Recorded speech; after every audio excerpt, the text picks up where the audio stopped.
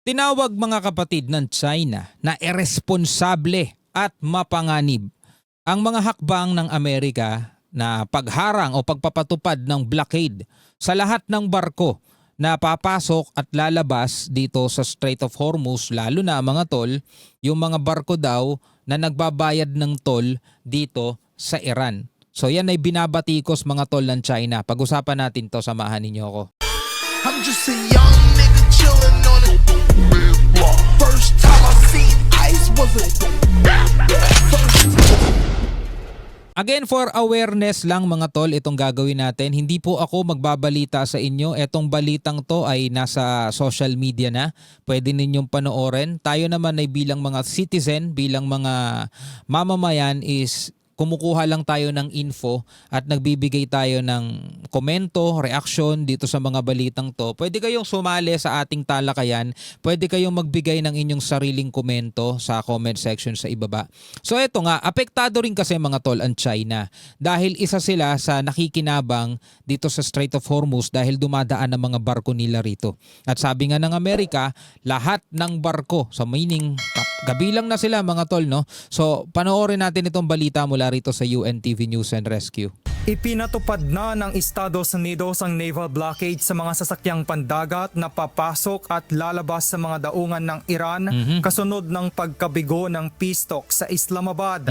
Sa ilalim ng hakbang na ito, hinaharang ng US Navy ang mga barkong may destinasyon sa Iran habang pinapayagan naman ang mga naval vessel na papunta sa ibang bansa na makatawid sa Strait of Hormuz. Okay, so ganito. Hindi naman totally hinaharang, no? Sabing ganon, ito yung US blockade of Iranian ports.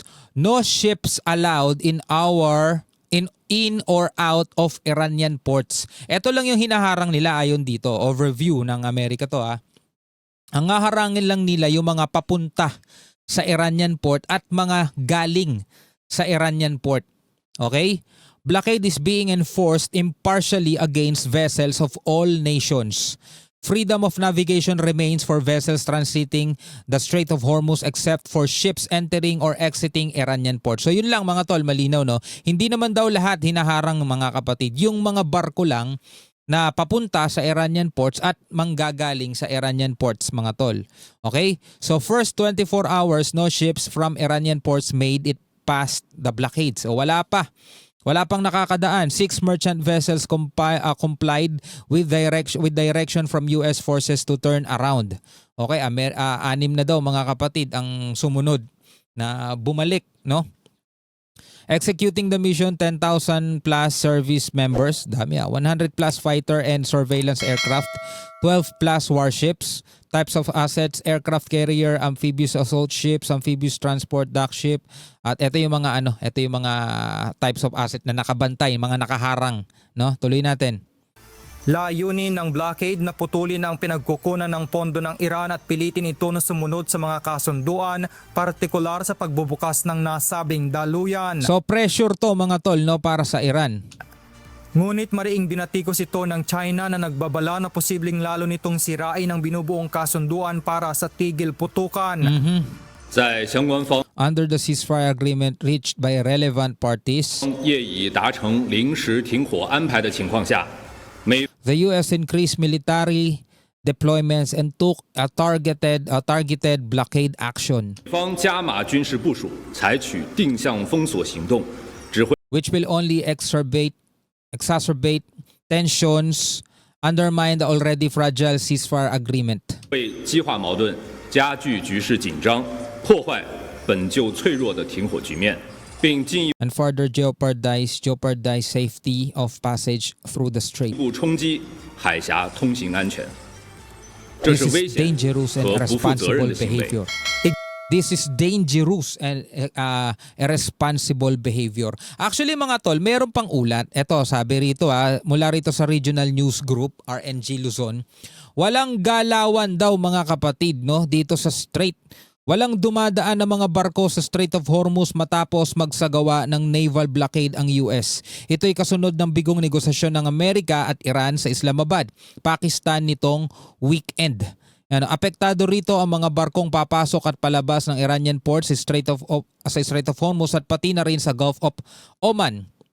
Sa monitoring ng marine traffic, naipon sa magkabilang dulo ng strait ang mga barko habang nag-aantay ng anunsyo kung kailan muling bubuksan. Karamihan sa mga stranded ay mga cargo vessels at mga tanker. Ito problema mga tol.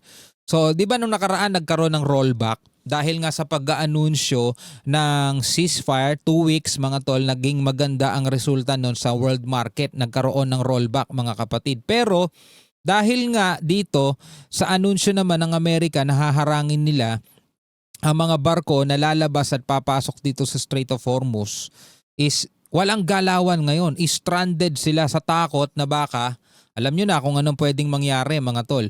So anong ibig sabihin nun? Di asahan natin na magkakaroon na naman ng panibagong dagdag presyo o taas presyo yan. Kumbaga baliwala yung rollback mga tol, no? Babalik na naman yan. Kasi kung dati ay pailan-ilan ang dumadaan na barko dahil nga kung ano lang yung pinapayagan ng Iran na makadaan, yun lang yung makakadaan dyan. Kaya nagmahal ang presyo ng gasolina dahil nga sa law of supply and demand. Mas konti ang supply, mas mataas ang demand, malamang tataas talaga presyo. Paano ngayon yan? Stranded lahat, walang galawan. Ibig sabihin, wala talagang dumadaan. Ano pang aasahan natin dyan? Nung nakaraang panaka-naka ang dumadaan, mataas na presyo. Ano pa kaya ngayon mga tol, di ba? So ito ay ayon sa ulat dito No, stranded daw ayon yan sa monitoring ng marine traffic. Okay? Yan, mahal na nakalagay yan dito. Baka sabihin niyo iniimbento natin Ayan Sa monitoring ng marine traffic, naipon sa magkabilang dulo ng strait ang mga barko habang nag-aantay ng anunsyo kung kailan ito muling bubuksan. Courtesy marine traffic. So tuloy natin ang balita mga tol. Kaya nga sabi ng China, ito daw ay dangerous and irresponsible. Iginiit ng China na ang ganitong hakbang ay naglalagay sa panganib sa kaligtasan ng mga sasakyang pandagat at maaring magpalala ng sitwasyon sa rehiyon. Dagdag pa ng Beijing, ang Strait of Hormuz ay isang kritikal na daanan ng kalakalan at enerhiya kaya mahalagang manatili itong bukas at ligtas. Sa kabila ng blockade, may ilang barko pa rin ang nakatawid sa strait kabilang ang mga barkong may koneksyon sa mga bansang hindi itinuturing nakaalit ng Iran. Ayon sa mga datos, nananatiling mababa ang bilang ng mga barkong nakakatawid na umaabot lamang sa maliit na bahagi kumpara sa normal na galaw ng kalakalan. Marami ring mga oil tanker ang naipon sa labas ng strait habang naghihintay ng pagbuti ng sitwasyon. Naipon sa labas ng strait, ibig sabihin papasok pa lang sana sila. No? Hindi na sila nakapasok at na stranded sila doon. Sa panig naman ng Iran, mariin nitong tinutulan ang blockade at tinawag na isang malubhang paglabag sa kanilang soberanya at international law. Ayon sa kanilang kinatawan sa United Nations, ang ganitong hakbang ay nagbabanta sa kapayapaan at seguridad ng buong rehiyon. Samantala, nakatakdang maglabas ng joint statement ng France at United Kingdom sa Biyernes kaugnay ng mga hakbang upang masiguro ang kaligtasan ng paglalayag sa Strait of Hormuz. Inaasahan na nakapaloob dito ang pagbuo ng isang multinational mission na nakatuon sa pagprotekta ng mga naval assets sa rehiyon. James Hilario, humahataw. Okay, so ito yung mga balita ngayon, no? Dahil nga sa hindi nagkasundo ang Amerika at saka ang Iran dito sa nakaraang pag-uusap nila sa Islamabad, Pakistan, is para ma-pressure ng Amerika etong Iran mga tol. Ang ginawa nila, nagpatupad sila ng naval blockade o ng US blockade dito sa Strait of Hormuz. Ang layunin nila mga kapatid is para daw mapigil ang Iran doon sa paniningil ng toll na tinatawag nilang ganyan, bayad. So ang resulta mga tol is parang lalong mas naging mahirap ngayon makadaan dito sa Strait of Hormuz. Kasi isa pa ang ayon dito sa report ang hinaharang o ang hindi pinapayagan ng Amerika, no ships allowed in or out of Iranian ports, no, papasok at papalabas daw galing sa Iranian ports, no, pero pinapayagan naman daw yung ibang mga barko na papunta sa ibang bansa, no. So ngayon, ano ang pwedeng maging resulta nito? So asahan natin sa mga susunod na linggo, mag-aanunsyo na naman mga tol ang ating pamahalaan o kung sino man ng mga nag-aanunsyo dyan na panibagong dagdag presyo na naman sa, alam niyo na, kailangan ng lahat. Anyway, bilang Pilipino, ano ang inyong masasabi tungkol dito? Comment na lamang kayo sa ibaba. Hanggang sa muli mga tol, ako nga pala si Shobal D. Peace out.